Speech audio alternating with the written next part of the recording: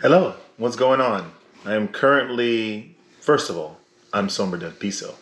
I'm currently masquerading as a stereotype in order to draw a certain type of attention and obloquy and criticism as I prepare to subvert every one of those expectations.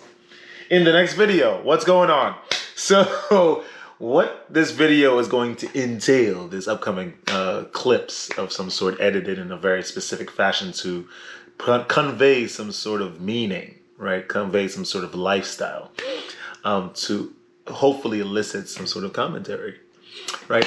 This video was about 2 years ago when I was in Colombia, but I decided to take a trip to Bogota for a day or two just so I could try to get to this Hard Rock Cafe because I like going to Hard Rock Cafes wherever I go in the world, wherever I would travel to. In this little video, I'm in this place called Monserrate, which is like this famous mountain that gives a really, really good view of most of Bogota, if not all of it. So check it out, see what you guys think.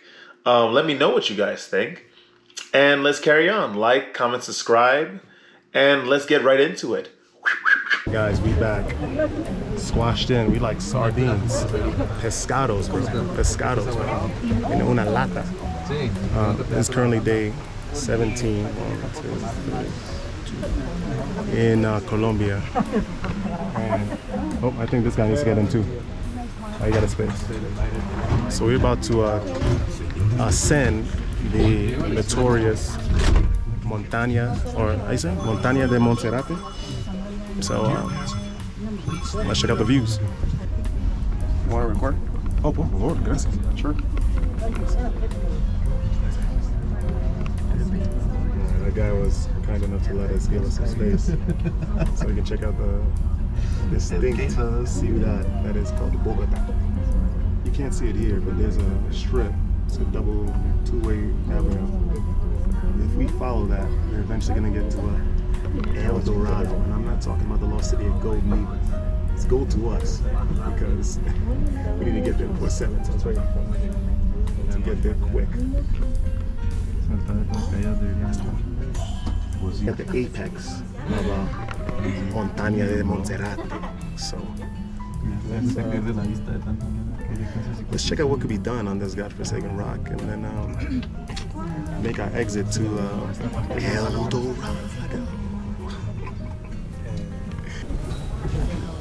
Gracias.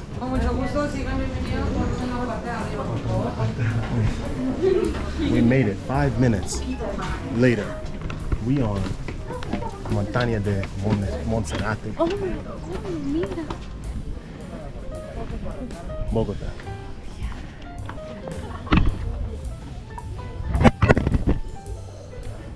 Perfect.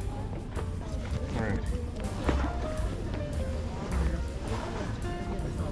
Like I said, day 17 here in this current part of the world, Bogota they call it. And I may sound out of breath because I sort of skipped steps on the way up here. I only had carbs for breakfast, so I don't have much energy. And they got a church here, and I think a walking path behind us. But we're gonna take a couple pictures in front of this the Bogota sign, and then we out, bro. It's 2:40. We gotta get the heck off this mountain to get to El Dorado as soon as possible. So we're gonna quickly take a look at the mountain. First, actually, we're gonna take some pictures in front of this. Second, we're going to see how long that line is for the teleférico down. And then we're gonna explore this place. We're gonna check it out.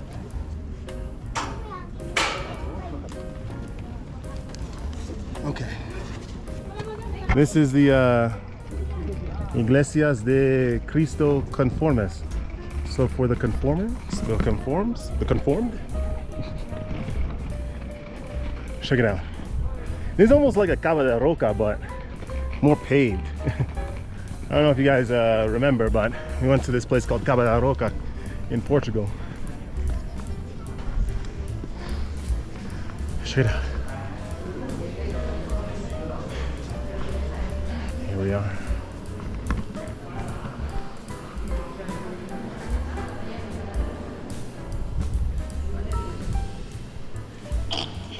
That's your salud.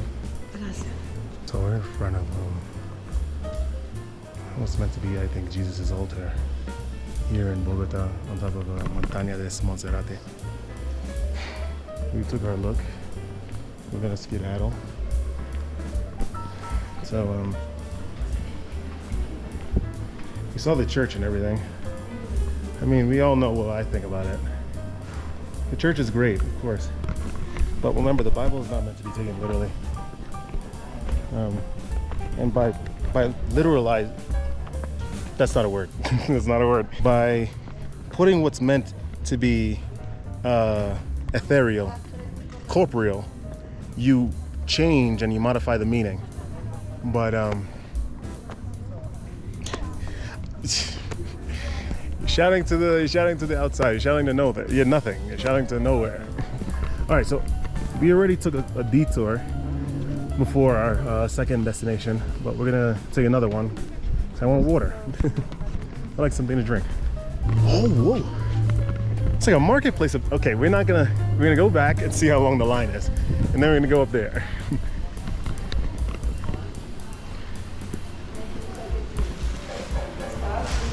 Here we go, baby.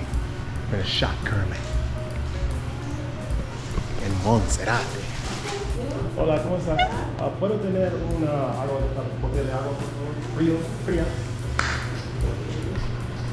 So. Una fría. Por favor. Agua. ¿Cuánto? 3.600. 3,600. So 3,600.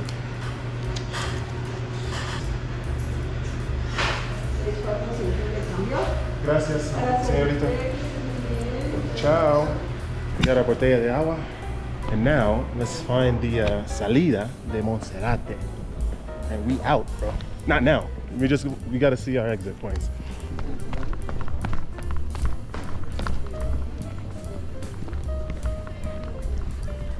Imagine, they got the ticket office here, but it's closed.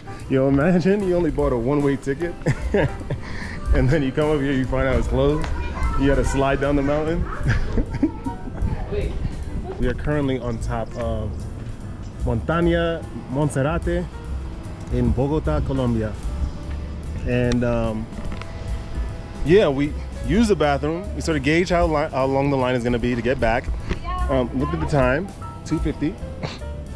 And now we're about to skedaddle to the shopping area and see what it's looking like.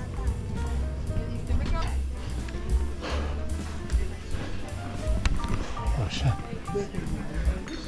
It's looking wild.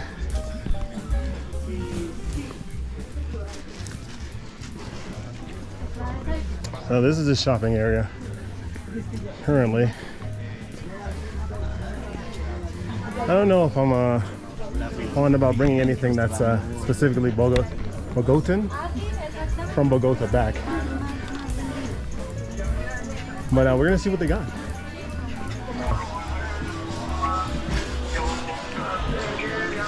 And food. We're gonna check out the marketplace, the food marketplace, then circle back.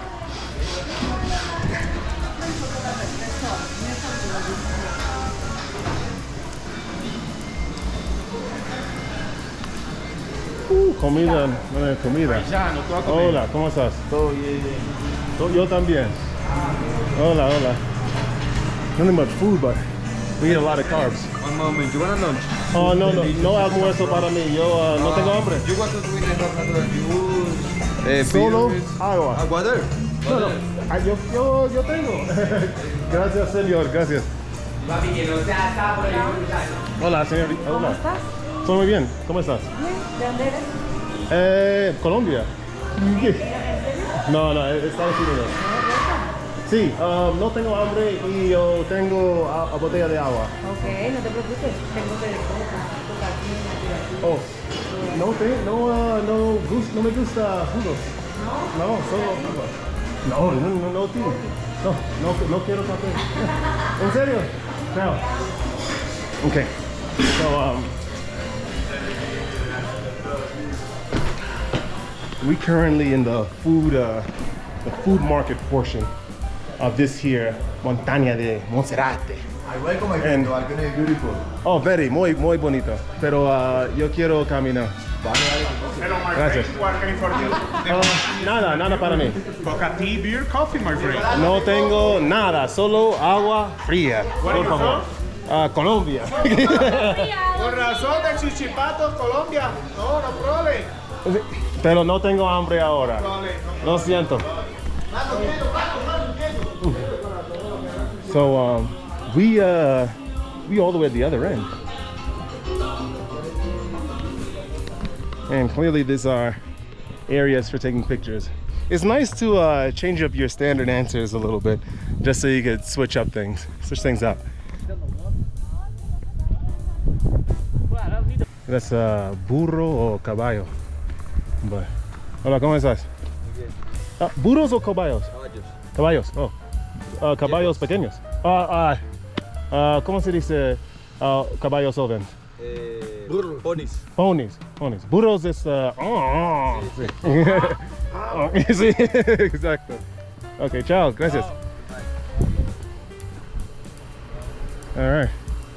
Well, we saw all we got to see here. We're gonna go back. Ciao. ¿Te quieres dijen las cosas para la cámara? ¿De dónde vienes? ¿De dónde eres?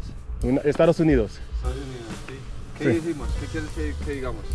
Por YouTube, por mis amigos Ok. de Estados Unidos. Ok, gracias por visitarnos, muchachos. Bienvenidos a Colombia.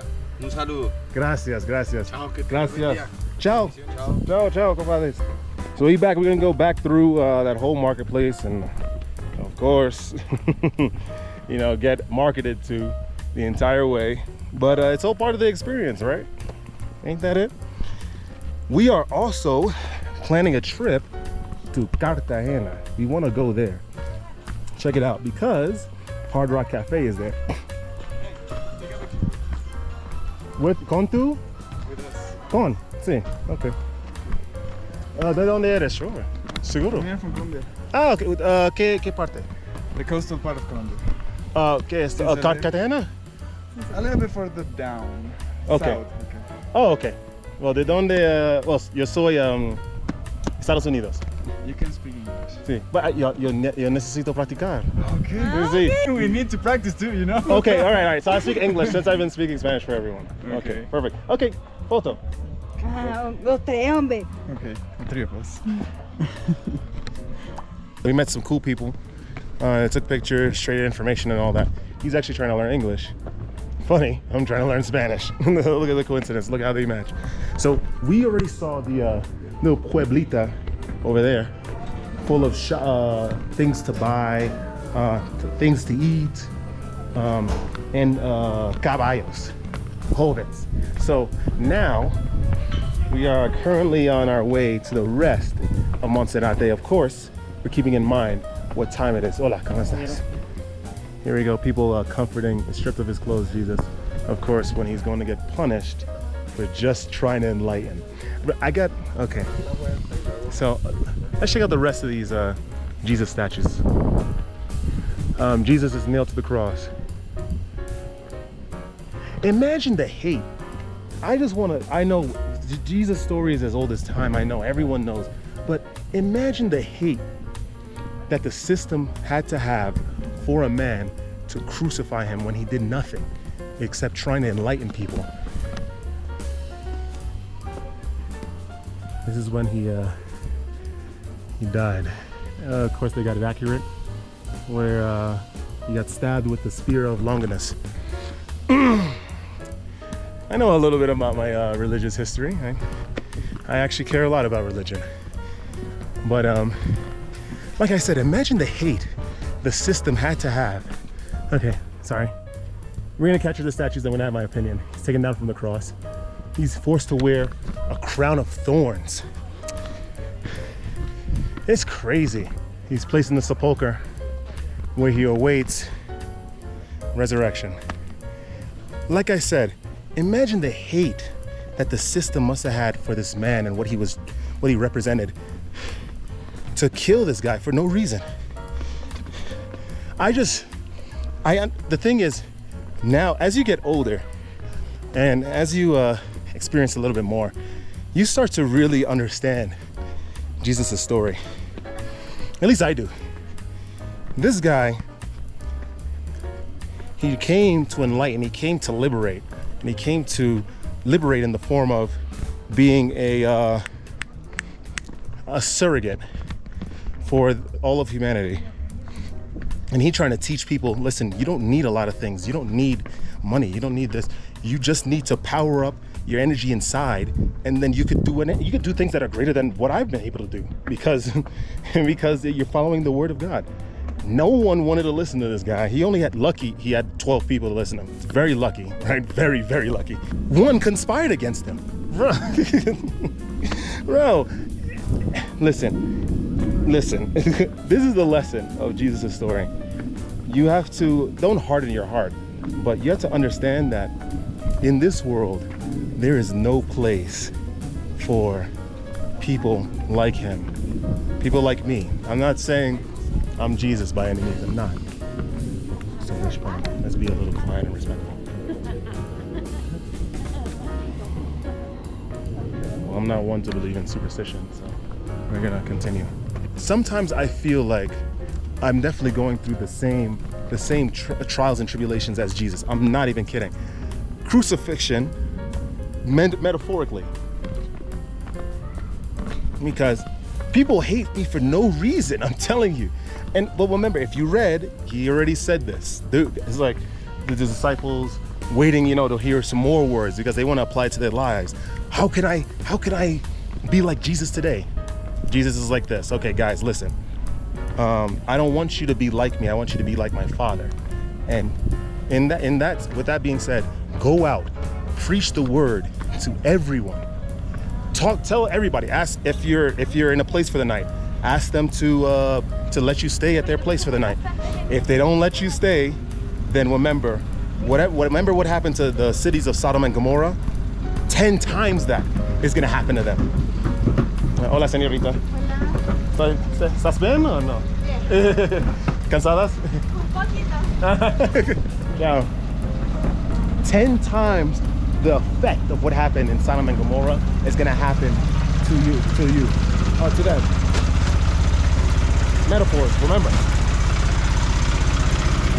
And understand that they hated me.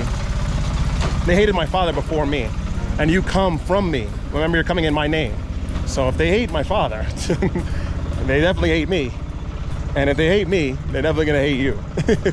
But it's okay, because that's just the way the world is. You gotta surmount it. You gotta become more powerful than it. All right, we are currently at Sanctuario, no. This is the funicular ticket office. More statues of Jesus Christ. It's such a blow because so many people are praying, because he's famous now, you know what I mean? Jesus was, he was famous back then because of the word that he was spreading.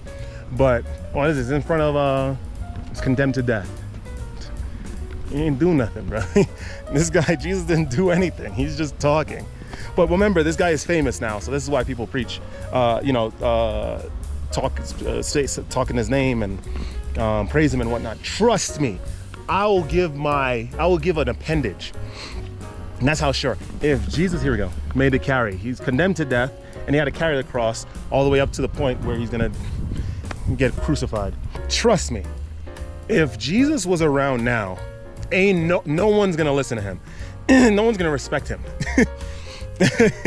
No one would. Trust me.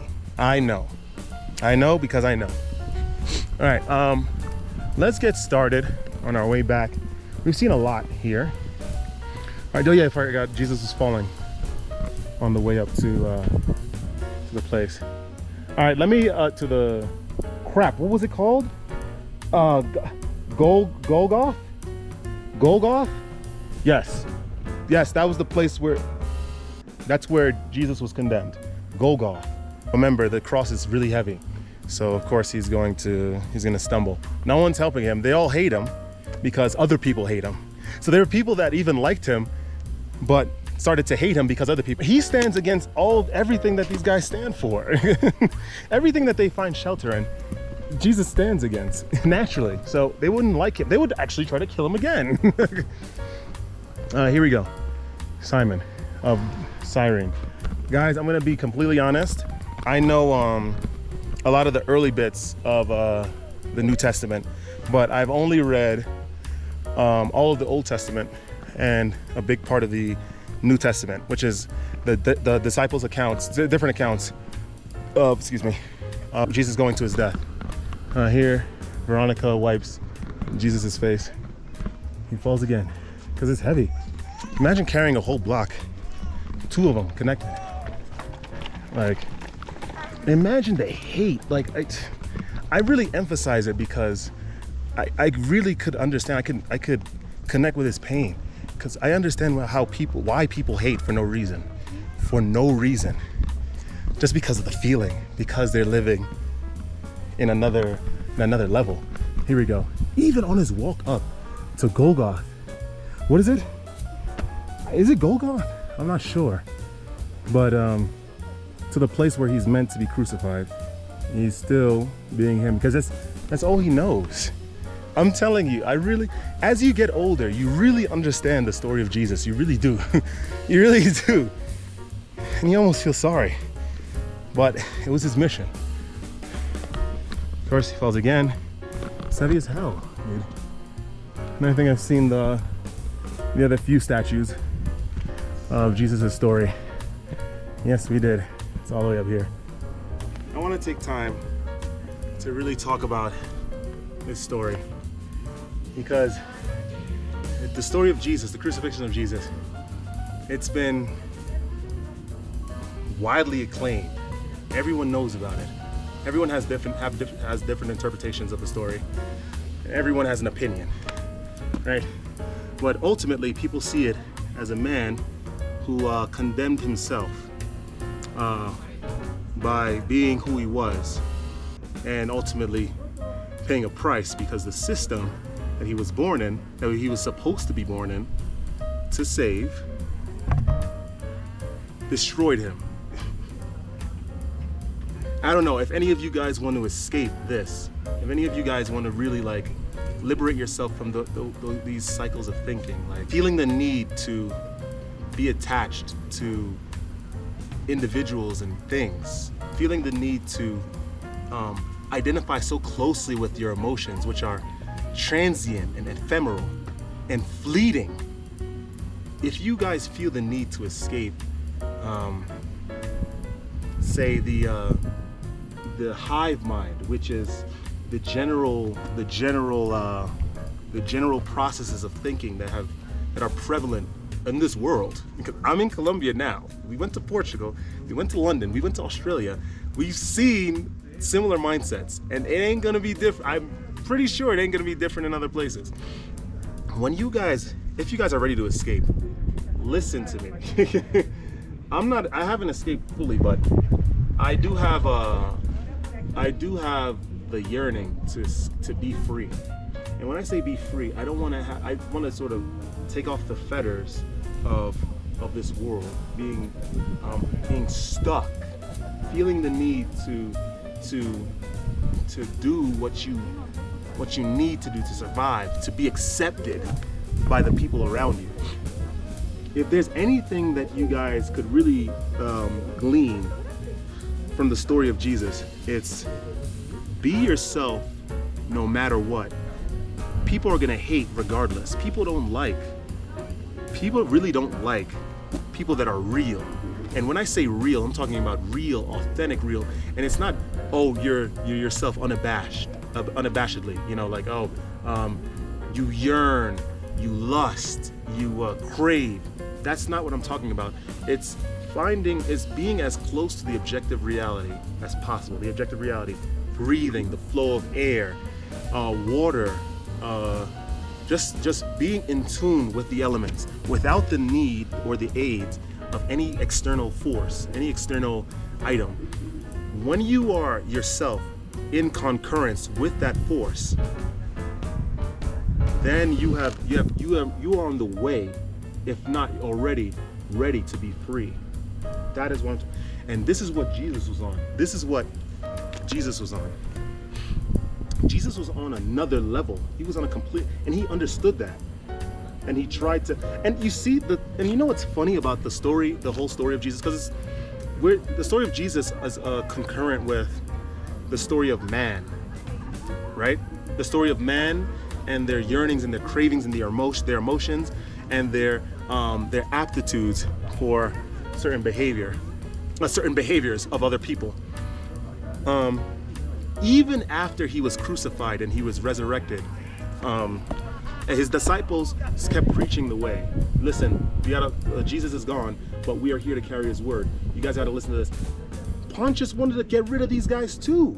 Everybody wanted to get rid of them too, because they are preaching a way to liberate yourself from the system, to cut yourself from the fetters. And of course, the Bible, the New Testament, the whole Bible, it preaches ways on how to liberate yourself, which is being moderate in all things, being chaste in all things. It's being, and you see, because I could be here forever talking about the relations between Jesus Christ, the story of Jesus Christ, Old Testament, and just other religions. Because when I talk about having that being moderate in all things, being chaste in all things, you also develop that sense of discernment, and that's that's part of the eightfold path of Buddha, which is and discernment is so you don't understand how powerful discernment is. Discernment, first of all, to have proper discernment, it is already implied that the internalization of the combination with the flow of the objective reality is already reached. So that means that with discernment, you automatically see situations for what exactly they are, not how you think they are. It's how they are. Like, my example is a rock is a rock. That's the objective reality. A rock is a rock. It'll always be a rock. And it's easy to have discernment in that, because a rock is not on the same frequency as us. So that means it's not talking. It doesn't act. When the Buddha asks for proper discernment, he's talking about looking at people and automatically understanding where they're from. It's all in an instant, by the way. It's all in an instant. You understand where they're from, their intention, right? Their beliefs, and what they plan to do. That is proper discernment. And then you're able to make a move on how to circumvent that situation. If there's anything to be taken from the story of Jesus, it would be to crucify yourself. Not literally. You have to, whatever you're battling with inside, you must be able to objectively see what that is and get rid of it. You have to crucify it. You must destroy it, burn it. Get rid of everyone you know if you have to, just to go on that journey of reconciliation, of penance. Because what the Bible does say, but what a lot of people don't teach you, is that you must pay. There's always, when there's something that needs to be done, like when there's something that needs to be achieved, there needs to be a sacrifice. In Jesus' attempt to liberate the world, he sacrificed himself. That is meant to be taken as a metaphor for traits in the self need to be to circumvent those traits, to get rid of them. One must sacrifice, and you have to. What that sacrifice may be, only you know. But you know, you don't need to go to school for this. You don't need to ask someone for this. You know intuitively, and you must make that decision. Jesus already. The thing is, Jesus was a little bit of a cheat code, because this guy already knew what he had to do. He already knew his inclinations. You know, he was a little violent, because remember in the situation with the Pharisees in the marketplace, when they were trying to swindle, right? He got angry. He already knew his natural inclinations, but every day he sought to overcome them. This is what we got to do if we're seeking to liberate ourselves. People took their blessings for granted and continuously fell in discord, continuously kept falling, doing the wrong thing, until at the end of the Old Testament, God had enough of them. and of course the New Testament, written by completely new people, decided to throw Jesus in the mix, which was not meant to cause discord between the believers of the Old Testament and the New Testament. It was meant to show a story of initiation, of a rite of passage of how to become more powerful. Basically, just re-elaborating on the how you say what's the word? I forget the word, guys. But it was basically emphasizing what was already said in the Old Testament. But of course, as it was foretold, people found a divide between what was written in the Old Testament and the New Testament. And people are just angry at each other when they were both are saying the same thing. I'm gonna cut off this video here, and then we're gonna reconvene, hopefully once we re-enter the teleférico. So, guys, I'll see you in the next one. Peace.